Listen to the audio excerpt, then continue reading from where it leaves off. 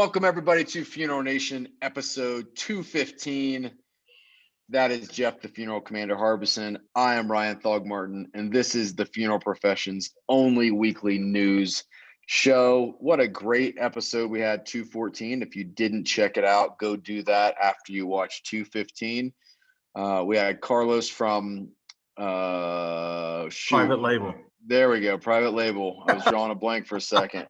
And we're talking about kind of the casket market. They're positioned very well, but we're hearing other things from other companies across the profession, and it's been busy, which busy means that people need C&J because they need to get paid for the busyness at the funeral home. So do you have anything you want to say, or do you want to just kick that promo in? Well, I just, like last time, the business is going on more. The business has changed. How we're getting paid has not changed. And if you have ARs left over from 2020, even 19, 18, then we need to talk, because there is no reason for that. Anyway, run that C&J promotion. We may be the largest insurance assignment company in the funeral profession, but that doesn't mean we've lost touch with our roots. Here in Rainbow City, Alabama, our priorities still come down to a welcoming smile and a handshake that says we keep our promises. With all the tools and technologies that assure blazing fast turnaround, what really matters is much more old school.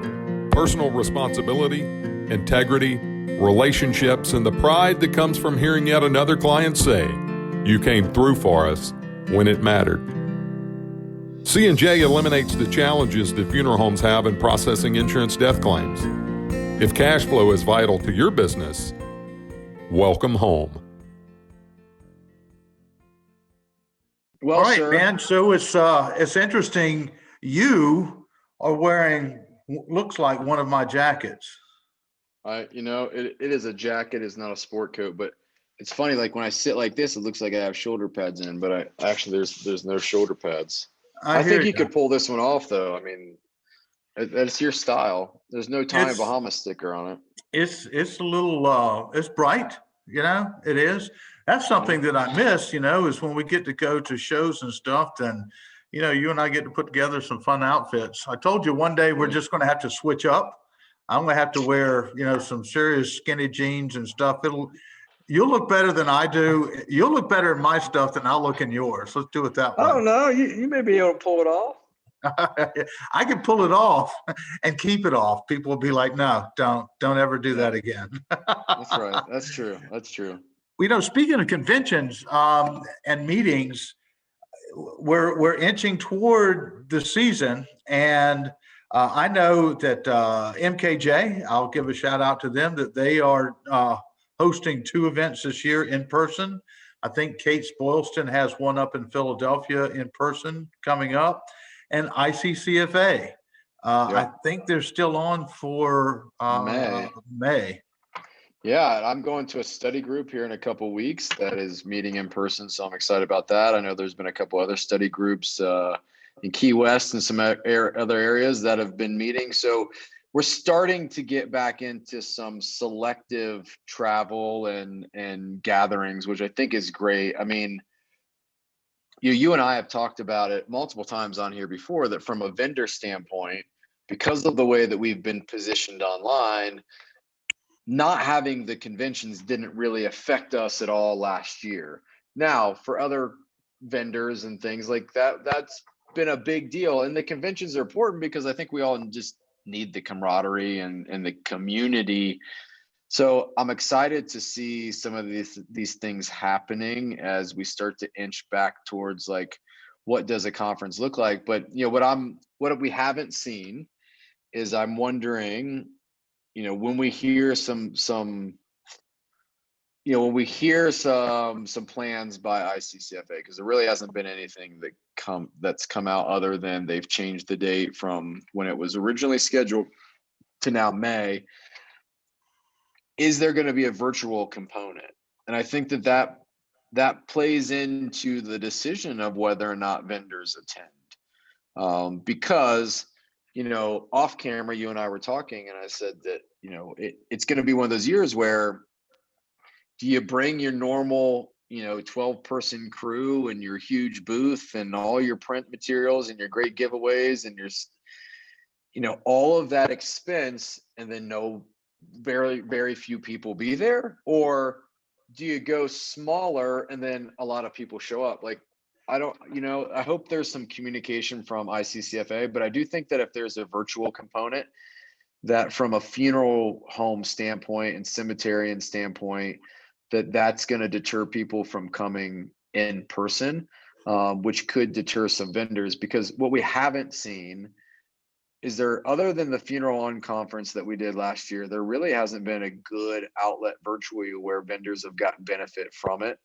NFDA did a decent job with the tools that were available. So did Cana, but it absolutely wasn't the same. Like, you hang out in your booth for 4 hours at a time and nobody shows up, right? Like, there's other things going on. So I think that's a conversation that we have to play, pull that card out as we get down. But it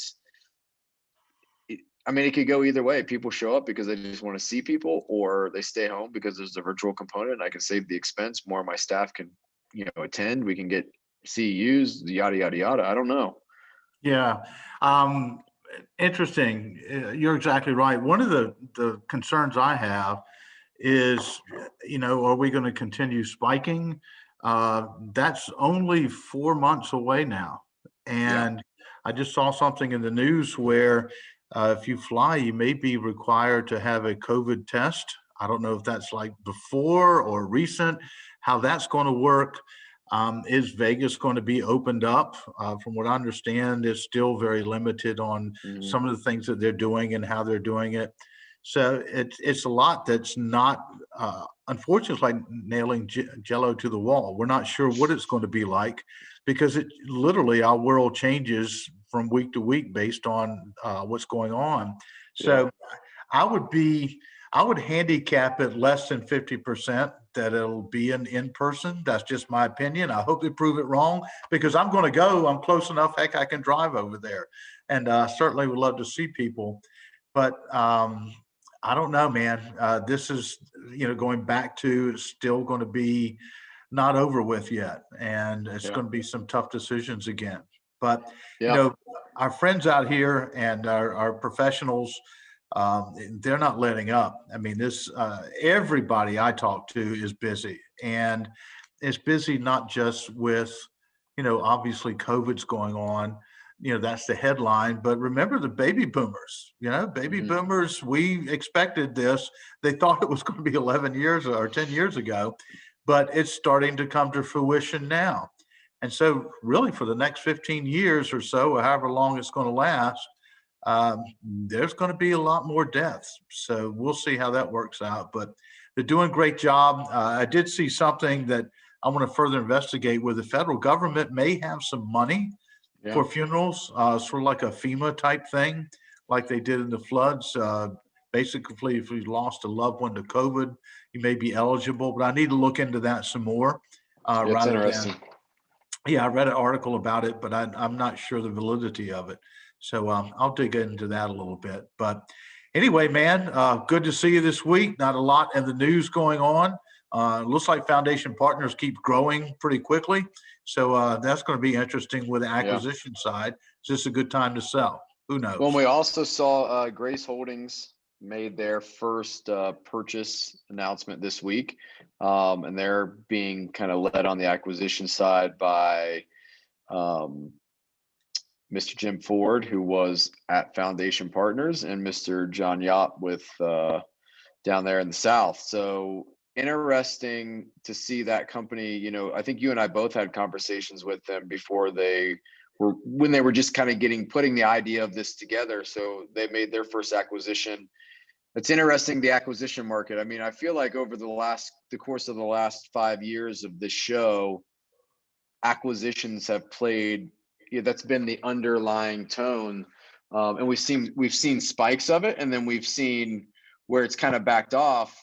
Last year it was Park Lawn that was making the headlines on a lot of the acquisitions, and now Foundation Partners back in the, making a lot of the headlines. And then we've got somebody new, another entity. So it's interesting, to look at funeral homes that have suffered through this because they weren't positioned well to embrace the technology and the change that was demanded, are they getting out? Like, are we at the end of our rope? Are we getting burnt out because of how busy we've been, that we need to just, realize that life isn't all about work and let's sell it and go live? It's a dynamic that's different in our profession this year. And last year it was different. It's not normal by far this year. So we got to play that game and see what's going on. I agree with you. All right, my friend. Well, it's about time where the sun is out here. It's going to rain tomorrow, so I've got to start doing work and preparation, which means making sure the car's in the garage. Top can't come down or go up. It's just go up. Yeah. Yeah, go up. It's a convertible. It's not made to. Yeah, not going to happen. Yeah. Just okay. Drive my wife to work. Well, good luck with your quarter inch of rain that you get once every 3 or 4 months. And yeah, I woke up to a blizzard here in Park City, about 40-mile-an-hour wind and snow everywhere. So have at it. I'm still in shorts, but I'm freezing at 58. All right. Until next time, have a great effing week. Out here. Get your ass up and slip it.